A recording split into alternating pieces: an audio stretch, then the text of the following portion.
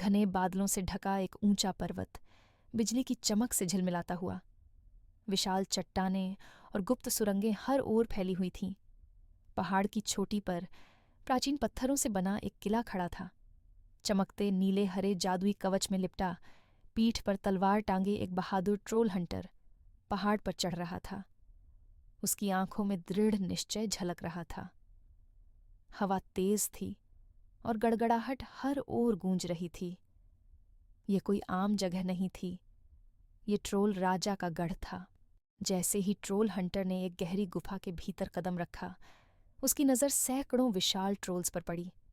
वे लोहे के कवच में सजे हुए थे, हाथों में बड़े बड़े हथियार पकड़े। उनकी आंखें लाल चमक रही थीं। गुफा के बीचों बीच एक बड़ा पत्थर का सिंहासन था, जिस पर ट्रोल राजा बैठा था, कृष्मालग। उसके सिर पर एक सुनहरा मुकुट था, जिससे काले जादू की ऊर्जा निकल रही थी। ट्रोल हंटर ने अपनी तलवार कसकर पकड़ ली। मूर्ख इंसान, कृष्मालग गरजा। तुम्हें लगता है कि तुम मुझे हरा सकते हो? ट्रोल हंटर ने जवाब नहीं दिया। उसने बस तलवार खींच ली और आगे बढ़ा। तभी कृष्मालग ने जमीन पर अपना विशाल हथौड़ा पटका। पूरी गुफा हिलने लगी, पत्थर गिरने लगे और गूंजती गर्जना ने हवा को कंपा दिया। ट्रोल सेना ने हमला करने के लिए कदम बढ़ाया, लेकिन तभी एक रोशनी चमकी। अब नहीं, एक गहरी आवाज गूंजी। एक बुद्धिमान जादूगर जो नीले चोगे में था, ट्रोल हंटर के पास खड़ा था।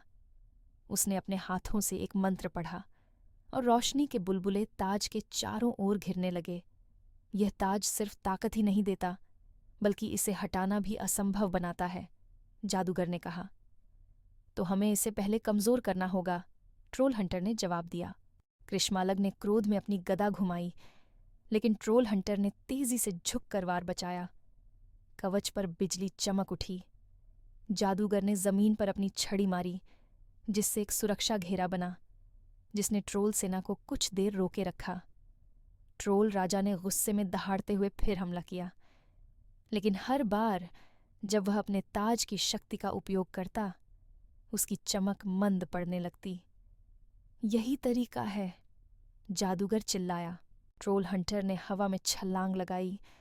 उसकी तलवार बिजली जैसी चमक रही थी। जैसे ही उसने ताज पर वार किया, उसमें से सुनहरी रोशनी निकलने लगी। कृष्मालग दर्द से चीख उठा। उसके हाथ कंपन करने लगे और वह जमीन पर गिर पड़ा।